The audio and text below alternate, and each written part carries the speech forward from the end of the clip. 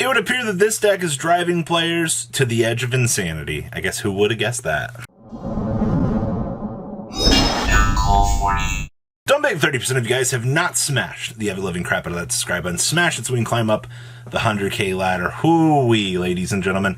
Splight has been turning heads for weeks now in the OCG, and it would appear that players are becoming frustrated. That's actually what ends up happening when you're kind of able to play a, well, casual game on a, well, competitive level.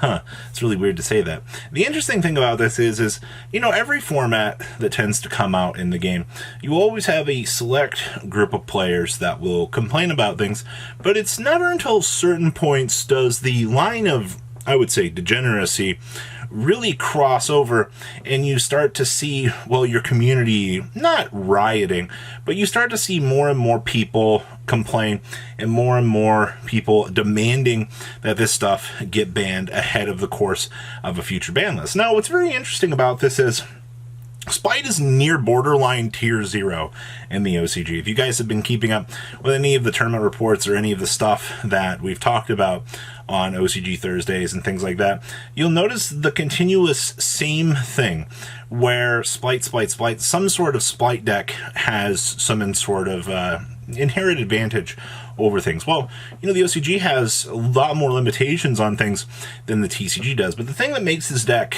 particularly scary or more interesting is the fact that Gigantic Splight effectively says no Nibiru, all right, which Nibiru was one of those cards that was kind of designed to check the game, but this deck's real big advantage is how fast it snowballs advantage.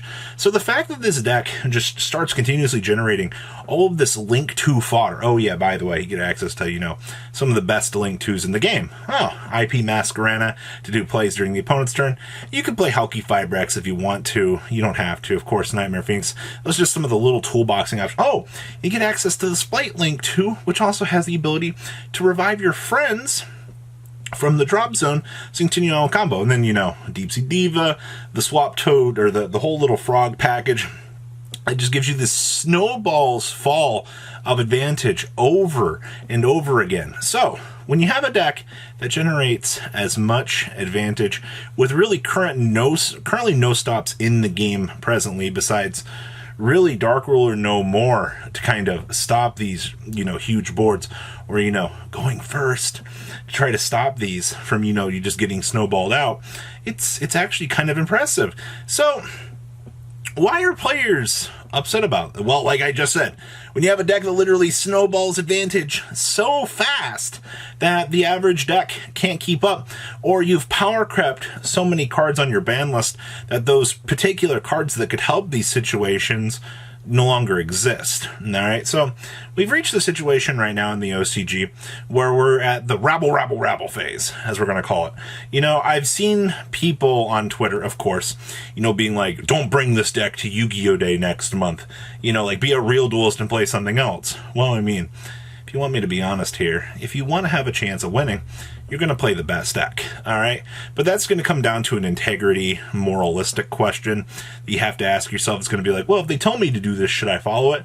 And personally, the answer is no. If you're playing the best deck in the room, you shouldn't let somebody else tell you not to play that best deck, because you're still within the rules and regulations of the official events to do whatever you want. So it's not your fault that you're playing within the rules of the system just for other players to have a bad time. That's what the Forbidden and Limited list section for every ban list is for them to check these things. Now, what's interesting is we've seen many similar situations like this come up in the OCG, where players would start to get very mad at certain points of the game. Red Eyes Dark Dragoon, Destroyer Phoenix Enforcer are both very recent events, actually, that this happened, where players could not, I mean, every deck was playing them, and, you know, the casual player was like, well, I can't get over this powerful boss monster, you know, this boss monster is gatekeeping me out of the game. And there lies our problem, ladies and gentlemen. When you have these powerful, indestructible cards that create these power creep moments in the game, or they're too powerful, then you will notice, on the ban list, we have to dial these back so we can play the game. Like I said, Destroyer Phoenix Enforcer and Red Eyes Dark Dragoon are more reminiscent examples of this, but there's one other case in the past of the game that went beyond these two. And it was actually the whole Mystic Mine shenanigans that the OCG had. Now, if you guys don't remember, there were locals in Japan that were banning the use of Mystic Mine. Stores were taking it upon themselves. Mystic Mine was damaging the player base so much that it was actually kind of crazy. All right, when you have an entire player base group of people that go, I don't want to go to locals, I don't want to play this game, because you have one of the most degenerate decks present in the format. And that's where you got to ask yourself, do we break ahead of a future Forbidden Unlimited list here and put a stop to this, or do we just tell everybody, be patient, we'll handle it in the next couple months? And that's where you got to ask yourself, well, if we let these stores take it upon themselves to drive their own communities in the way that they can, well, I mean, that's a good thing. If you have noticed, then the TCG side of things here as of late, we have gotten the ability for stores to basically create their own style of tournaments to basically allow players to do as they need to see fit. In case the TCG side of things ever reaches that level of Tier 0 format again, and the TCG has been pretty well done as of late, preventing these crazy Tier 0 formats at the end of the day. So I don't think that our side of the game will fall into the Mystic Mine scenario of things, but it is very interesting to see that the Splight situation has reached those Dragoon, Destroyer, Phoenix Enforcer points, but the problem was those were just splash cards. Mystic Mine was an entire deck, and I've not quite heard the point of players demanding stores to ban Splight players. I mean, the next list is a little ways away. I mean, throughout the summer here, we could see something crazy like that happen, but for this whole generalized point in time, I understand why their community is frustrated with this.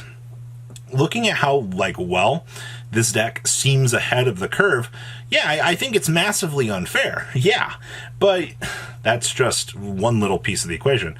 Konami's very good at designing future cards to check mistakes that they have. And I mean, obviously, they have Maxi to kind of genuinely dampen down the power scaling of this. And I'm also not too sure how the deck will handle once it comes to the TCG. I've already heard a few people talking about, oh my god, the deck is so far ahead of its time. I've seen other people go, well, if we maintain the current course of a ban list, then it might not affect us quite that much.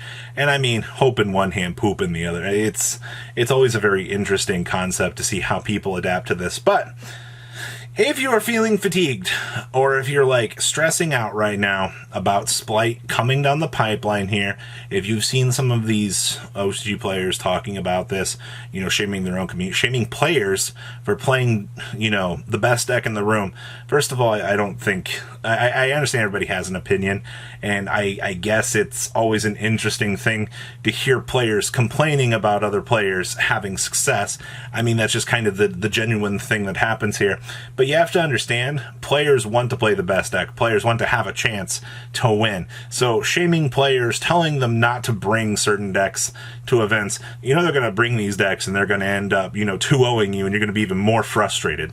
One little person being like, don't you dare bring Splight to the next Yu-Gi-Oh! Day or I'm going to be mad. Chill, all right? You have at least X more weeks left on the format. It's not like it's another 4 months away for your ban list.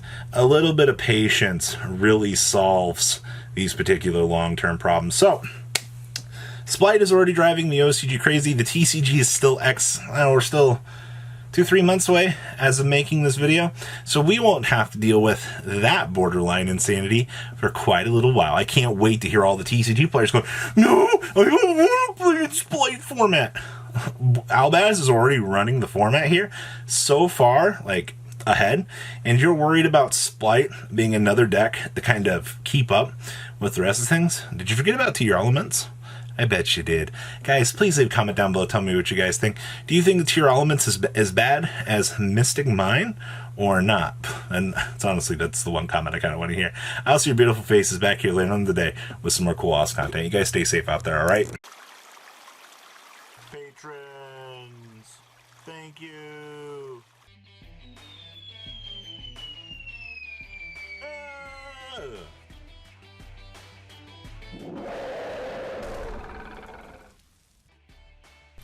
Thank you so much for watching. Check out these other videos.